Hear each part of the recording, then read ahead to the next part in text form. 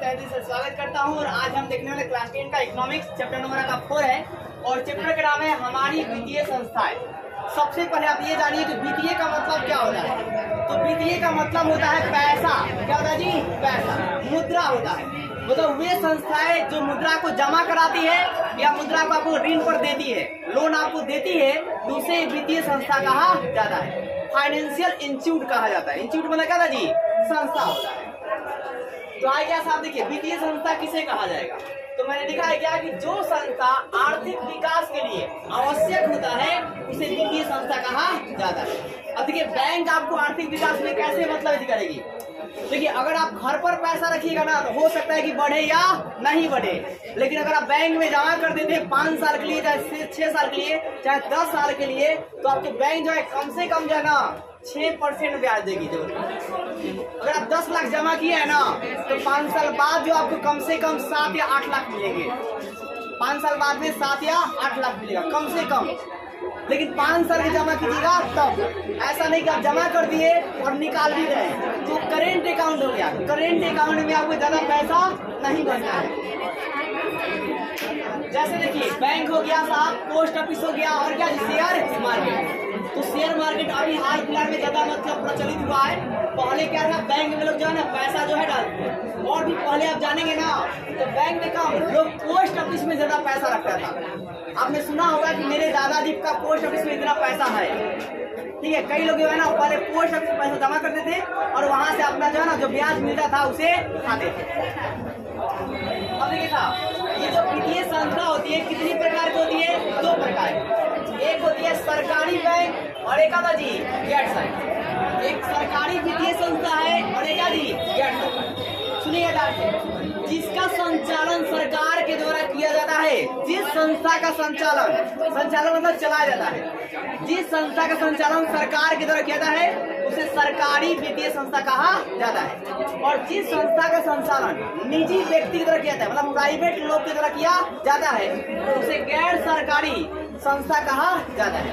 अब सरकारी में जैसे कि क्या कहा है आपके भारत में, तो SBI, CBI, PNB और क्या जी IB। SBI मतलब स्टेट बैंक ऑफ इंडिया और CBI मतलब सेंट्रल बैंक ऑफ इंडिया और PNB मतलब पंजाब नेशनल बैंक, IB मतलब इलाहाबाद बैंक। IB मतलब क्या जी? इलाहाबाद। ये सब आपके सरकारी बैंक है। कौन है जी? सरकारी। ये आपका ऑब्जेक्टिव यहाँ से पूछता है कि कौन सरकारी है, कौन आपका गैर सरकारी है। इसको छोड़कर जितने भी बैंक है ना जी, वो सारे क्या है? गैर सरकारी बैंक। जैसे एग्जाम्पल में क्या लिखा जी? बंधन bank, Crompton bank, HDFC, ICICI, मतलब अनेकों प्रकार के जो बैंक है आपका, सब क्या जी? तो आपके कौन सी बैंक है? गैर सरकारी बैंक, जिसे प्राइवेट लोगों की तरह चलाया जाता है।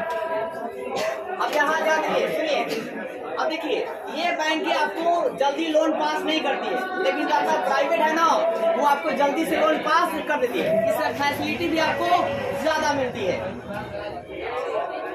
अब देखो साहब, राष्ट्रीय वित्तीय संस्था, इसके कितने अंग हैं? तो 2 अंग। एक भारतीय मुद्रा बाजार है और एक भारतीय पूंजी बाजार है। याद रखिएगा कि राष्ट्रीय वित्तीय संस्था जो ना, भारत में राष्ट्रीय वित्तीय संस्था कितनी है? देश की वित्तीय संस्था कितनी है? 2। एक भारतीय मुद्रा बाजार और एक राष्ट्रीय क्या जी? एक साहब क्या जी?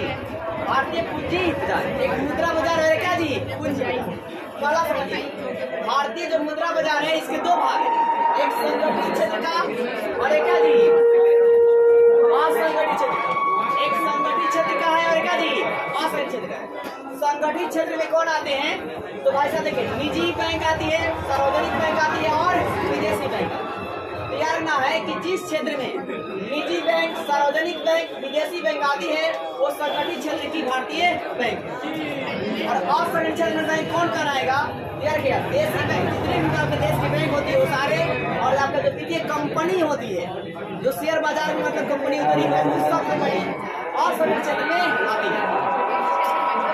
अब देखिए, देश में संगठित बैंकिंग व्यवस्था के रूप में कितना रुपया जी? 3 को। पहला सा देखिए, केंद्रीय बैंक, दूसरा वाणिज्य बैंक और तीसरा सहकारी बैंक।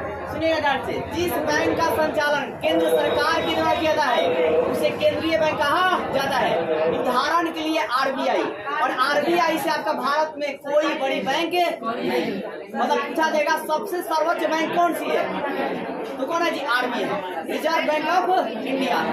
यही आपका मतलब 1 रुपया का जो नोट है ना जारी करती है। ऑब्जेक्टिव बात आप अब देखो साहब, वाणिज्यिक बैंक, वाणिज्य का मतलब क्या होता है? तो व्यापार होता है। क्या होता है? व्यापार। वाणिज्य मतलब व्यापार। तो वाणिज्य मतलब क्या रहेगा? क्या होता है? व्यापार होता है। तो वाणिज्य और वित्तीय क्रिया का जो संचालन करती है उसे वाणिज्य बैंक कहा जाता है। मतलब जो बैंक व्यापार के लिए आपको लोन देती है, ठीक है, व्यापार के लिए क्या करते हैं जी? लोन देती है, या आप इसके बदले इंटरेस्ट आपको मतलब उसके बदले लेती है। मतलब जो बैंक व्यापार के लिए आपको लोन देती है उसे वाणिज्य बैंक कहा जाता है। अब सहकारी बैंक सुनिए, जो आपसी सहयोग से बनती है उसे क्या कहते हैं? सहकारी बैंक कहा जाता है।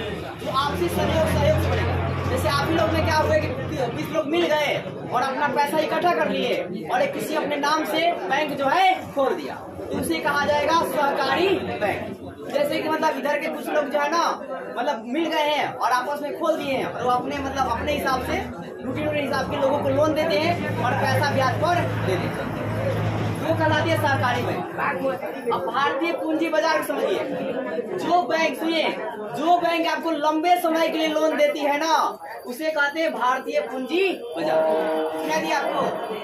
जिस बैंक में आपको क्या है कि बहुत लंबे समय तक लोन मिलेगा उसे क्या कहा जाएगा? भारतीय पूंजी बाजार बैंक।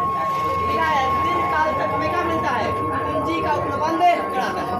जैसे भाई साहब सड़क का निर्माण के लिए आपको लोन चाहिए तो कौन देगा? भारतीय पूंजी बाजार की बैंक देगी। और कोई आपको सड़क निर्माण के लिए नहीं देगा, क्योंकि सड़क जो देखिए 6 महीने बन सकता है, 1 साल में बन सकता है, 5 साल में बन सकता है।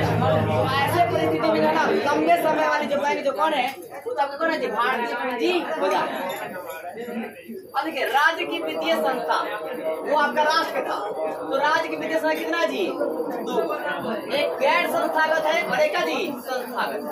तो गैर संस्थागत में क्या आते हैं? जैसे आपका महाजन आते हैं, क्या जी? महाजन। और क्या साहब? सेठ। और क्या जी? साहूकार। और कहते हैं व्यापारी। तो जैसे कि जो महाजन होते हैं और किसी के पास पैसा कम होता है तो बोलता है कि मुझे आप 1000 रुपया दीजिए, मैं आपको कुछ लगा कर दे दूँ, तो भी अगर बैंक का ही काम कर रहा है, समझ रहे हैं?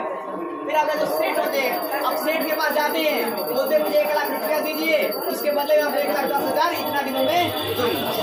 ये ऐसा आपका होता है। सेठ तो व्यापारी के पास किया बेटा दे दी, ऐसे ही होता है। बोलता है कि आज हमको बोलते हैं आप बकाया दे दीजिए, फिर मैं आपको पैसा या बेचकर दे दूंगा। अब संस्थागत समझिए, तो भूमि विकास का सुनिए, जो भी बैंक भूमि विकास के लिए अगर आप लोन लेते हैं ना तो उसे क्या कहा जाए? संस्थागत बैंक कहा जाता है। और ये क्षेत्रीय ग्रामीण बैंक ये सब कौन होते हैं जी? क्षेत्रीय ग्रामीण बैंक। और क्षेत्रीय ग्रामीण बैंक की स्थापना कब हुआ?